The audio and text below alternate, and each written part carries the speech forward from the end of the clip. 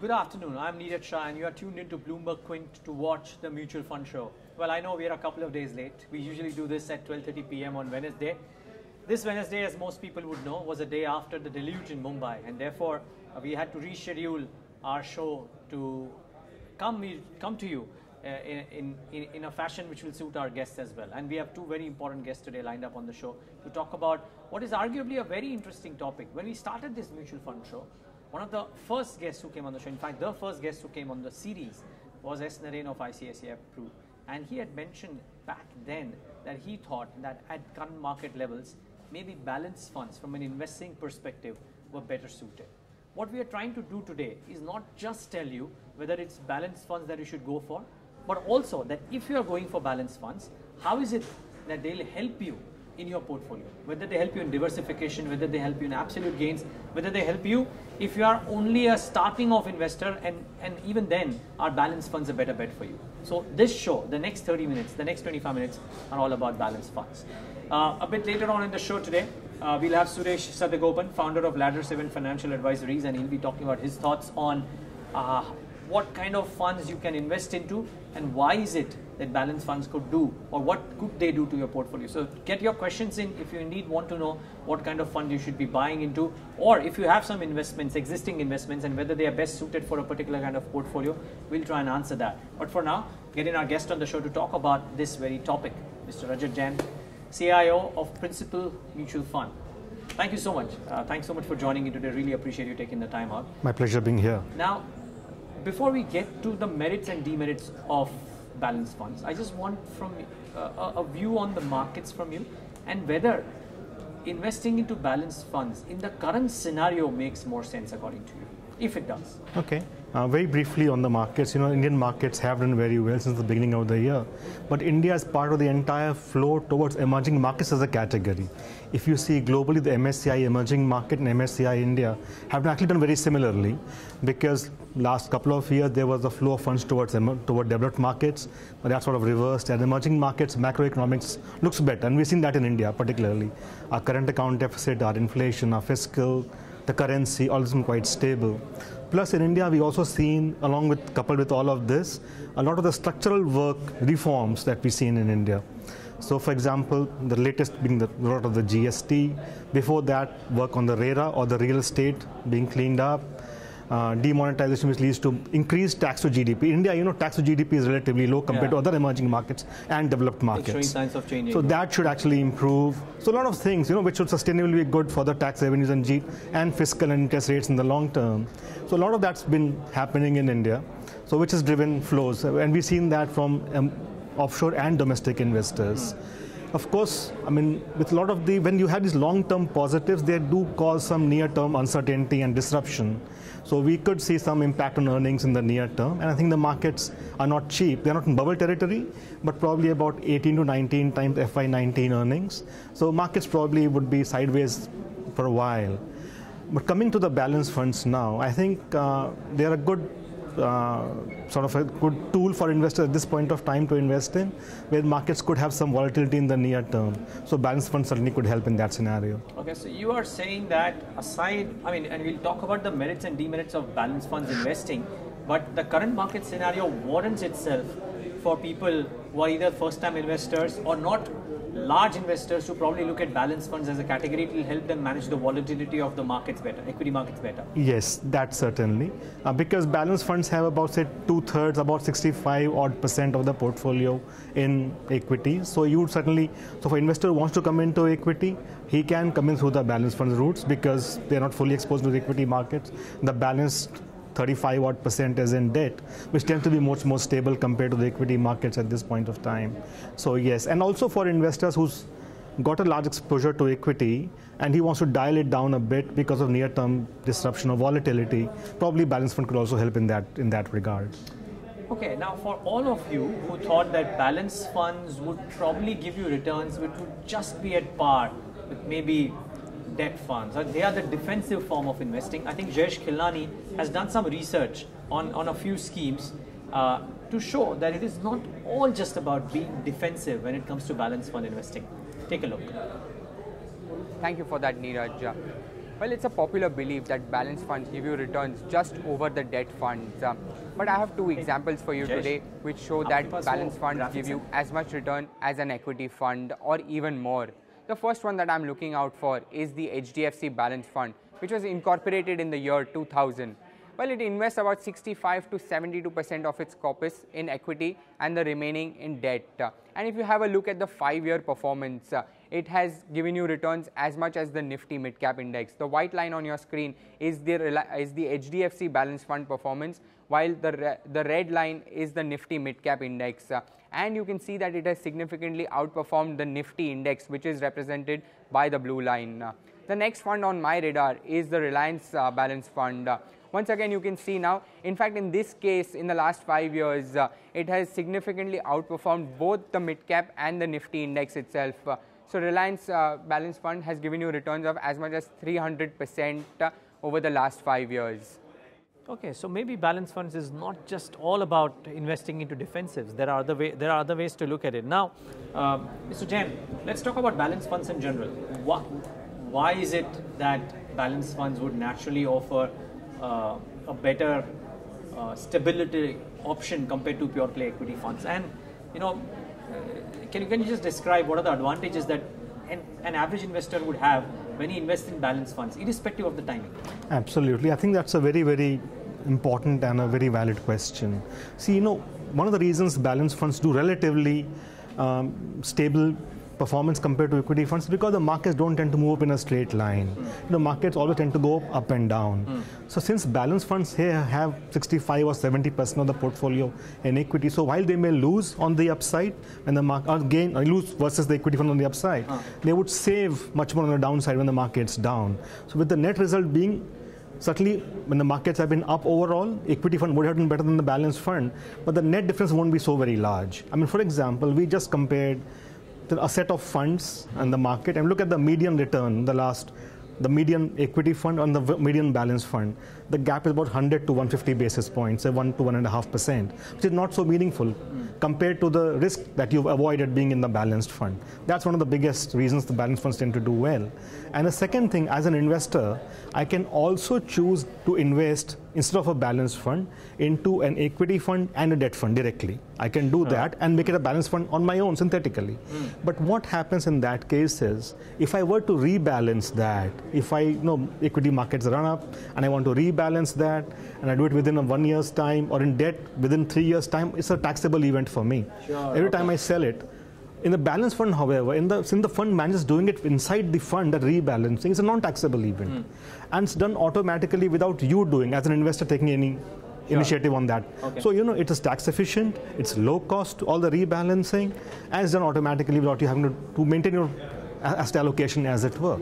My question though, Mr. Jain, is that if indeed Indian equity markets are looking so buoyant, there are reforms, the markets are slated higher over the course of the next 3, 4, 5 years, irrespective of what happens in the next 6 months, why shouldn't one look at pure play equity funds? Every market expert that we speak to says the market is headed higher.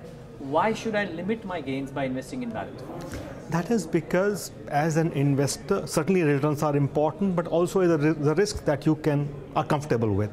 There are some investors who are not very comfortable with aggressive risk. There are some investors who are coming into the markets for the first time, and we have seen that.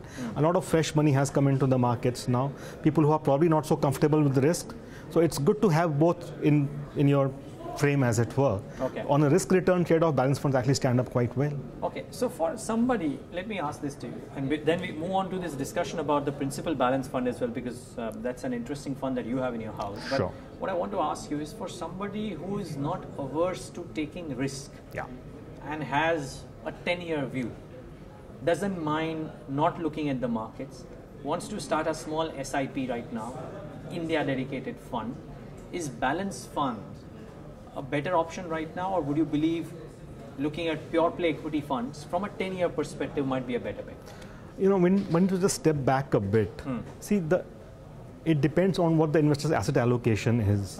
He has some fixed deposits, probably. Let's say a first-time investor, sir. Exactly. So I guess he has got many other things with him as well. Yes. He's got a FD, he has got some money lying somewhere else, not in the markets, as it were. And he is okay probably for a 10-year perspective, when not look at the market, then equity would do better than balance. Oh, absolutely. But if he thinks that he is going to be unnerved by the volatility, and then, you know, investors make wrong decisions at times simply because the volatility unnerves them. So for that investor, I think balance fund should also be something that should be looking at. Okay. Fair call.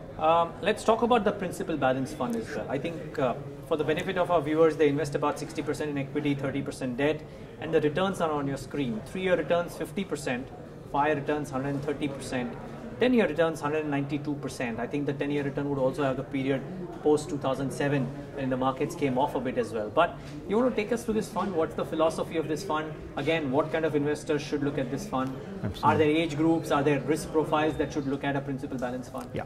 So in terms of the fund asset allocation, around 65 to 70% is what we keep as equity most of the time, and the balance is fixed income. In the fixed income, we do have our maturity is about 3.5 to 4 years of the portfolios. So we do have some mid-term paper, not very long-term debt side. We don't want a lot of volatility there, but certainly good accruals there as well to add to the returns on the portfolio.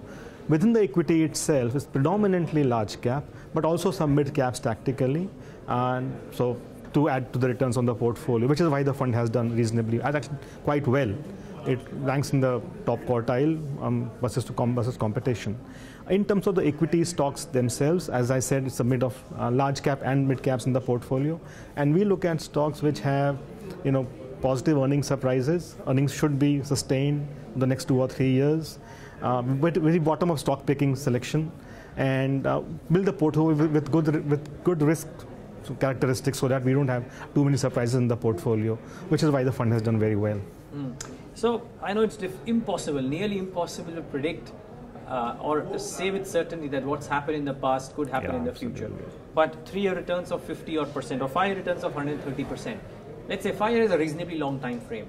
Would you believe with the Great India story, etc., etc., etc., a return close to the numbers that you've done over a 5-year period could be anticipated, or it's difficult for me. It's difficult for me to say what the returns are likely to be. It's difficult to call on the markets. The markets are driven by so many different things. Sure. But we do know our funds has done well compared to the peer sets in this category.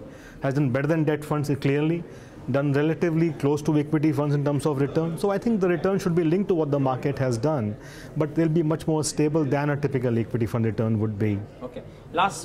Before we wrap up the discussion with you, sir, last pieces of advice for anybody who's watching in. I mean, irrespective of whether it's on balanced fund or otherwise, somebody looking to invest into mutual funds, what should he or she keep a note of, most importantly? I think one initial thing would be certainly have a good financial advisor who can help you. Because small things that they can help you with can make a difference to your portfolio. I think that's it.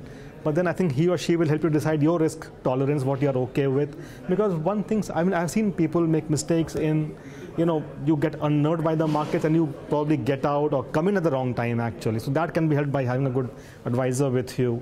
Have a good diversified portfolio. Don't have too many mutual funds in your portfolio because that can be too much of diversification. Have focused goals, things like that, I think certainly will help. Great. So good having you. Thank you so much for taking the time out and being with us on the Mutual Fund Show. Much appreciate, and look forward to have you some of the time as well, very, very shortly. Well, my pleasure. Yeah, that's, of course, Principal PNB Mutual Fund talking about their investment philosophy. They certainly believe that at the current point of time, balanced funds is probably the way to go, keeping in mind the fact that the markets are trading in close to those 10,000 odd levels. If there is an ensuing correction that comes about, then balanced funds will hold you in better stead. Now the question is, what kind of balanced funds that you should bet on? Based on certain risk profiles that you have, based on certain needs that you may have. And I think one very important point that Mr. Jain mentioned is that it's important to have a sound financial advisor who is helping you and hand-holding you in this investment process. So as we told you at the start of the show, Mr. Suresh Sadagopan, he's the founder of Ladder 7 Financial Advisories, joins us right now on the show. Interesting name, why Ladder 7? Yeah, I mean, at the time when we started, which was in 2004, there were a lot of companies which had that money and finance and rupee and things like that. So to cut out from the clutter, we had to come out with a name which cuts out the clutter. So ladder indicated steady progress and achievement of the objectives and goals. You think a balanced fund can actually give that steady progress and achievement of goals to investors? Is it a good option to do right now? Yeah.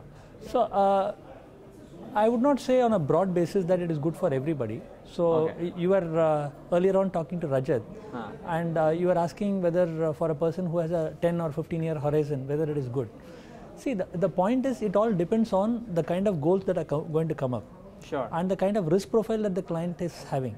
So for a very conservative investor, this is probably a balanced fund will be a good fit. Okay. But for an extremely aggressive investor, maybe balanced funds is not what we will recommend.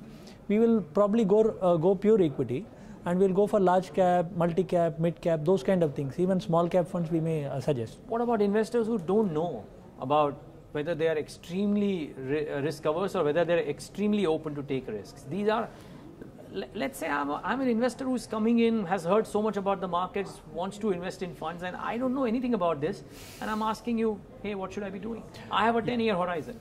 Yeah. So I mean, you have pushed the right button as far as the balanced funds are concerned. For that kind of an investor, balanced funds will be the right fit, because he or she is coming with certain expectation of what equity-oriented fund can do. But at the same time, we also want to have stability. We don't want to scare the investor away after seeing maybe a negative 2% or a negative 5% kind of thing. So balanced funds cannot assure that you will not get a negative return or you will not get a poor return. But since it is a combination of equity and debt, so the chance of a very poor return is comparatively muted. Okay. So a balanced fund probably is a good bet for a person who is coming in and investing for the first time. So probably we'll also recommend that as a first time kind of thing. So they can wet the feet with a balanced fund, and as they go on, then based on their risk profile, we also do a risk profile. So based on that, it will show up that whether the person is inherently conservative in terms of investment behavior, or the person is moderately aggressive, or the person is very aggressive. So we'll come to know that. Okay. So based on that, we actually tweak the portfolio. I get your and point. Based on the goals. Based on the goals as well. I think that's important. Though I do think one point that I do want to mention here, and I think Mr. Satgopan brought that out, that investors should go in for balanced funds if you're starting off, also because if they look at negative returns in the immediate term, they might get scared away or put off by mutual fund investing, which might be a bad thing. I think fundamental to this issue is that if you are investing in mutual funds, one, ideally invest for the long term, and do not, I repeat, do not look at what your NAV is in the first 1.5 years. Even if it's negative, do not look at it. Somebody, just before we move on to the funds, somebody that I was speaking to yesterday mentioned that if your mutual fund returns are below average, then you should be happy, because you are getting a chance to buy the markets at lower levels, and eventually the markets will find the due course and you will get higher levels. Would you also look at it that way? See, actually the NAV is a derived number. Right. So we should not really look at the NAV first.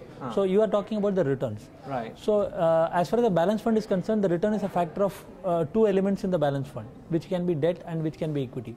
So if the equity markets are doing extremely well and you have a debt portion which is actually dragging the return, obviously the returns will be low.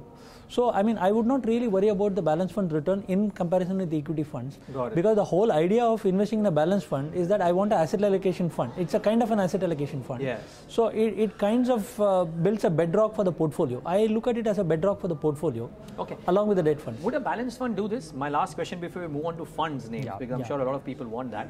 That right now when the equity markets, or hypothetically if the equity markets were trading at unsustainable valuations, the balance fund manager could increase his debt exposure substantially and reduce the equity exposure, and do vice versa when the markets come off. Is that option open, and what's the extent of that option to a fund manager? Typically the balance fund we are discussing about are equity oriented funds. Okay. So by definition, an equity oriented fund has to have 65% or more. Okay, or more. Yeah, or more. So the fund manager probably is not going to come well below that, because there is an expectation in the investor mind that it will continue to be an equity fund and it will continue to have the equity taxation. So because of that expectation, that is not done typically. There are certain funds which clearly have as a mandate to go anywhere. So those kind of funds, they are asset allocation funds. So those kind of funds will move from equity to debt and debt to equity in any manner. And yeah, the taxation will be as per a debt fund. It can be as per a debt fund. Okay, it can be as per a debt fund. It can be as per the debt fund. So that is something you need to be prepared for when it comes to Yeah, you need to be prepared for. But the balance funds which we are talking about, which we are discussing about, are all predominantly equity funds. What are the funds that we are discussing about? What are the top 3 recommendations if you have 3 or 2 or 1?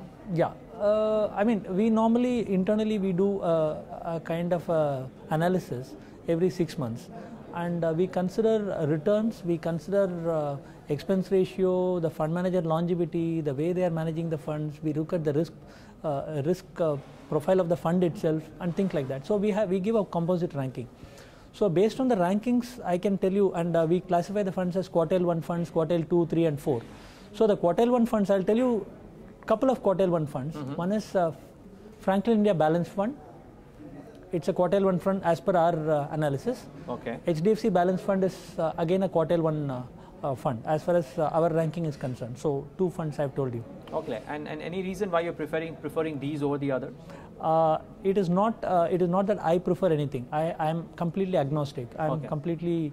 I'm not preferring one fund house over the other. Today I'm talking about these funds. 6 months down the line, when we do the analysis again, it can be a different set of funds. But right now, if people want to invest, they can invest into these funds. Yeah, they could consider investing in that. I don't want to bias anybody. Got it, of course. So there could be other funds. So that is my analysis methodology. So based on that, I'm telling you certain funds. I'm certainly not trying to say that other funds are bad. So I'm not trying to say that. So, but based on our analysis, these are the 2 funds which came up. Okay, my last question to you. Yeah. If one is agnostic of the fund category, which means that they are okay investing in non-balanced funds as well, are there better options right now? Yeah, it depends on whether you are willing to stomach a higher level of risk. Let's assume somebody is willing to do that. So then you can one can look at large cap fund, one can look at multi cap, one can look at mid cap, mid and small cap. So those kind of categories Any names are that also your there. analysis has thrown up, if at all? Yeah, I mean, I can look at Birla Frontline Equity Fund as one of the funds. In the Mirae Asset India Opportunity Fund, that is also a large cap oriented fund. In the multi cap category, I would say Franklin Prima Plus is doing decently well. Even Franklin High Growth Companies Fund is doing decently well. If you were to look at mid cap fund, Mirae Emerging Equities Fund is doing well. Okay. So there are quite a few multiple options. There are multiple options available. Great. Thank you so much for joining us today, Mr. Satgopan, and giving us your thoughts. Really appreciate you taking the time out. Thanks, Neeraj. Well, that's it. That's about the time that we have on this leg of the Mutual Fund Show. Remember, we'll be back not next Friday, next Wednesday, with yet another discussion topic, which you can tune in. And for catching the highlights of this show, do tune in to our Facebook pages as well as our social media pages on Twitter. Thanks so much for watching the Mutual Fund Show.